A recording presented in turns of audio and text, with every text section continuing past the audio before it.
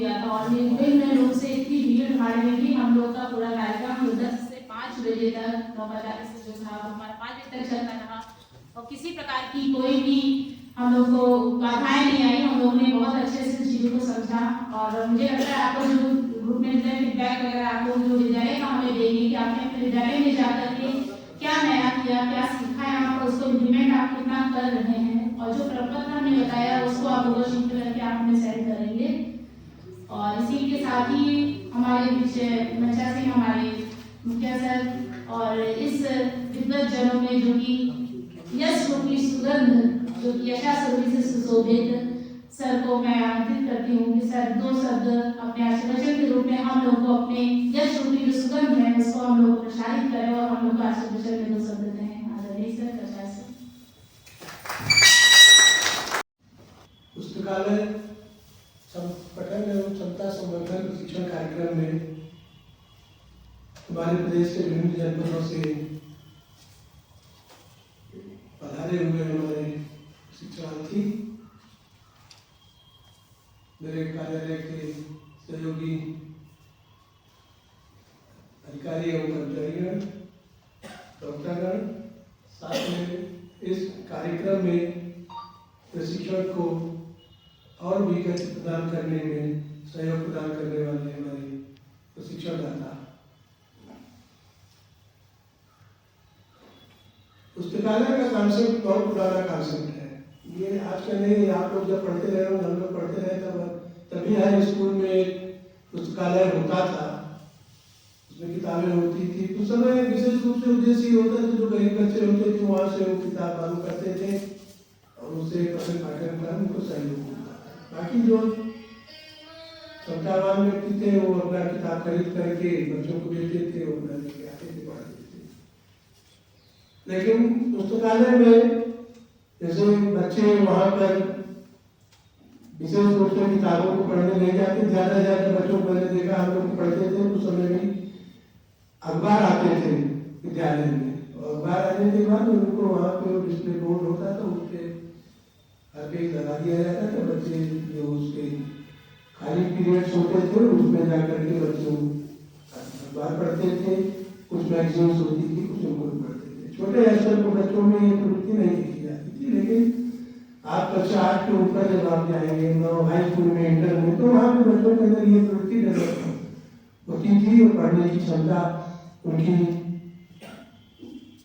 विकसित होती थी। आज इस कार्यक्रम की आवश्यकता क्यों पड़ रही है, इसके विषय में भी आप लोगों को अच्छी तरह से मालूम है कि आज जो बच्चे पढ़ने आ रहे हैं वो किताबें अपनी जो टेक्स्ट बुक है वो भी पढ़ना नहीं चाहते। उनका ज्यादातर लर्निंग कंटेंट, लर्निंग मटेरियल उनके मोबाइल में रहता है, उसको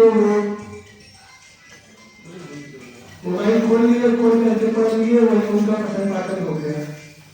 जबकि वास्तव में होना ये चाहिए कि जो किताब आती है उसको सरसरी तौर पे एक तरीके से पूरी किताब एक बार में तो पढ़नी चाहिए। आप जब पूरी किताब पढ़ेंगे तो कुछ न कुछ कॉन्सेप्ट आपके दिमाग में आएगा। 100% नहीं आएगा, स्वाभाविक है, 100% तो नहीं आ सकता। आप पढ़ेंगे 10%, 20%, 30% कंटेंट आपके दिमाग में आएगा। दोबारा आप पढ़ोगे तो फिर उसमें और चीजें आपको अप्लाई होंगी। तो पढ़ने में जितना आप अपने को डेवलप करोगे, जितना समय दोगे, उतना ज्यादा आपका पाठ्यक्रम का जो मटेरियल है वो आपके दिमाग में ग्राह्य होता चला जाएगा। दूसरी चीज ये भी मैं कहना चाहूँगा कि हमारे जो आज के अध्यापक हैं वो भी इस विषय में थोड़ा सा अपना जी चुराते हैं। पढ़ाने में जो है उतनी रुचि नहीं लेते।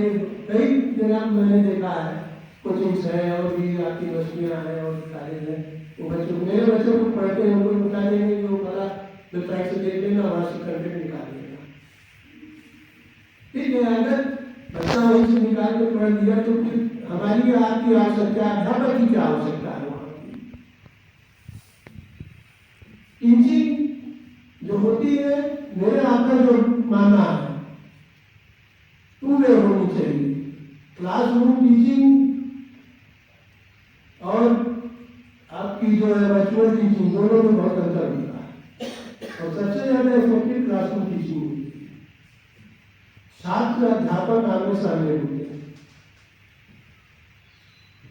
कोई भी जिज्ञासा हो, छात्र अध्यापक को मालूम होता है कौन छात्र हमारा पढ़ने में तेज है, कौन छात्र हमारा मीडियम है, कौन छात्र कुंवर है। तो उसके हिसाब से उसको फोकस करना चाहिए। बच्चों से कुछ, मैं जब पढ़ता था तो मेरे अध्यापक जब वो पढ़ाते थे हम लोग को, ऐसे हिंदी किताब है पढ़ा रहे हैं, वो किताब लेके खुद नहीं पढ़ते थे। बैठे हैं आप लोग, एक आदमी को बुला लिया उन्होंने, किताब दे दिया, पढ़ोगे। बच्चा पढ़ रहा, उसको व्याख्या कर रहे हैं, बीच बीच में व्याख्या की, ऐसे होगा, मतलब ये ऐसी। एक पहला बच्चा पढ़ा, उसके बाद उसको हटा के दूसरे को उन्होंने कर दिया, दूसरा उसके आगे पढ़े। इस तरीके से जो है बच्चे के अंदर पढ़ने की जो एबिलिटी है वो डेवलप होती है। स्कूल में अगर किसी बच्चे को आप अध्यापक के बगल में खड़ा कर दीजिए, पहले उनके साथ आप खड़े होकर के किताब पढ़िए, तो संकोच करेगा, नहीं पढ़ पाएगा, पढ़ेगा नहीं तो गलत पढ़ेगा। लेकिन आप बार बार अगर उसको ऐसा अवसर देंगे तो स्थिति रहेगी कि वो संकोच खत्म हो जाएगा, वो आसानी से शुरू। पहले आपकी किताबें आती थी, तमाम ऐसी किताबें, बाल कहानियाँ उसमें होती थी, चंदा मामा, नंदन, इस तरीके से उसको भी पढ़ते थे। हम लोग खुद पढ़े हैं, किताब आ जाती थी तो पाठ्य पुस्तक दूर चली जाती थी, पहले उसको पूरी कहानियाँ पढ़ लेते थे, हम लोग तब किताब छोड़ते थे। तो ये चीजें कहीं ना कहीं वो हमारी जो पढ़ने की क्षमता है उसको विकसित करने में निश्चित रूप से सहयोग देंगे। और आज वो स्थितियाँ खत्म होती जा रही हैं।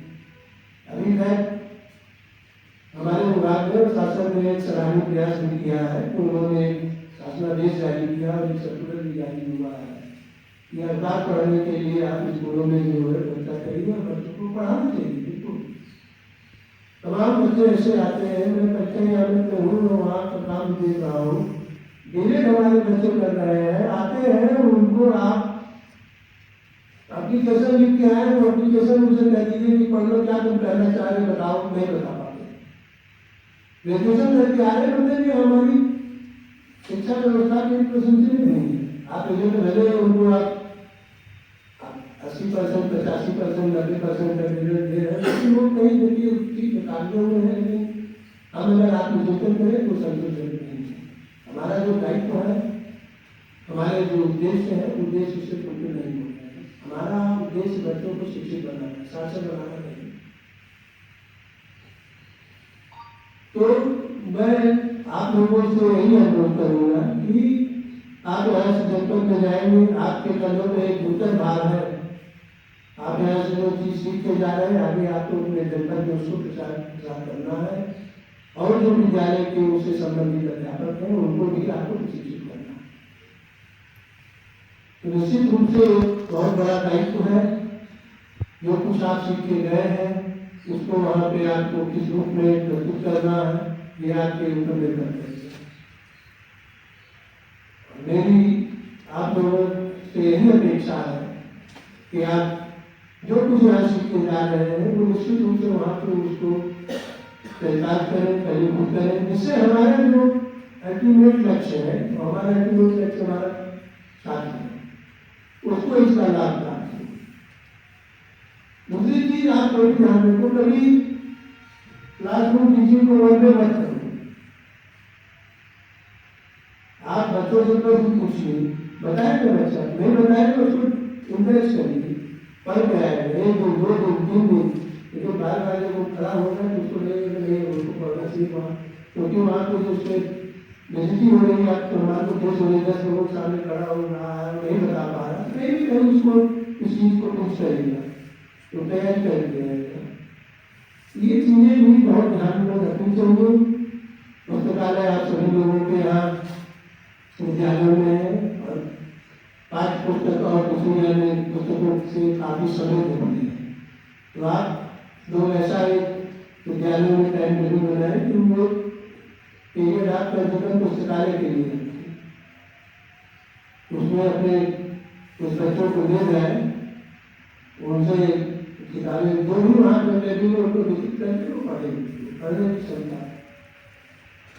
ज़्यादातर विद्यालय ग्रामीण क्षेत्र से संबंधित होते हैं और वहाँ पे जो बच्चे ग्रामीण परिवेश से आते हैं निश्चित रूप से वो शहरी क्षेत्र के जो बच्चे हैं और ग्रामीण क्षेत्र के जो बच्चे हैं उसमें कहीं ना कहीं थोड़ा बहुत अंतर मिलता है। तो इस बात को आप ध्यान में रखिए कि आपका परिवेश क्या है, आपके जो बच्चे आ रहे हैं किस परिवेश से आ रहे हैं, हमको उनके स्तर से तैयारी करनी पड़ेगी। और पुस्तकालय पठन क्षमता संवर्धन का उद्देश्य कहीं पूरा होता है। पुस्तकालय का मतलब ये नहीं है कि पुस्तकालय में ही जाकर पढ़े, पुस्तकालय का मतलब पाठ्य पुस्तकों को पढ़ने में समर्थ हो सकती, उसको समझने में समर्थ हो सकती, एक क्लियर कंसेप्ट उसके दिमाग में आ सकते। मैं पुनः आप लोगों से अनुरोध करूंगा और उम्मीद करूंगा कि जो कुछ आप यहाँ से सीख के जा रहे हैं उसको अपने जनपद में निश्चित रूप से एहसास करेंगे और बच्चों का इसका लाभ प्रदान करेंगे। साथ में जो शिक्षक आपसे प्रशिक्षण लेने आएंगे वो भी लाभान्वित होंगे। मैं इन्हीं शब्दों के साथ आप लोगों को पुनः धन्यवाद देता हूँ विशेष रूप से इस कार्यक्रम में आने का और यहाँ से जो आपके ज्ञानार्जन करके जा रहे हैं उसके लिए आगे आप जो आपको दायित्व सौंपे गए हैं विभाग की तरफ से उसका निर्वहन आप सुचारू रूप से करें। इसी उम्मीद के साथ मैं निर्वाही को ज्ञान देता हूँ। धन्यवाद। सर का आशीर्वचन के रूप में हम लोगों ने सुना और सर की दी हुई जो लक्ष्य प्राप्ति की चीज़ें हैं उन्हें हम स्मरण करेंगे और इसी के साथ ही ज़्यादा समय में नहीं रुकी क्योंकि सबका ट्रेन का रिटर्न मैं जान रही हूँ और बस एक पंक्ति के साथ जैसा कि विवेकानंद जी ने कहा है उठो जागो और तब तक रुको नहीं जब तक कि लक्ष्य की प्राप्ति न हो जाए। और जिस लक्ष्य के लिए हम लोग यहाँ आए थे उसको पूर्ति करते हुए अब जिस लक्ष्य को हम लोगों ने बनाया है उसका पूर्ति हम लोग अपने विद्यालय में जाके करेंगे और सर का आदेश स्वीकार करते हुए अपने विद्यालय को बहुत सुंदर बनाने का प्रयास करेंगे। इसी के साथ ही मैं सभी को धन्यवाद देते हुए जिन्होंने प्रत्यक्ष रूप से अप्रत्यक्ष रूप से इस कार्यक्रम में सहयोग दिया मैं धन्यवाद देती हूँ और सर्टिफिकेट वितरण का कार्यक्रम में शुरू करती हूँ। सबसे पहले आगरा से जो सर है वो 4:30 की जो आ जाए।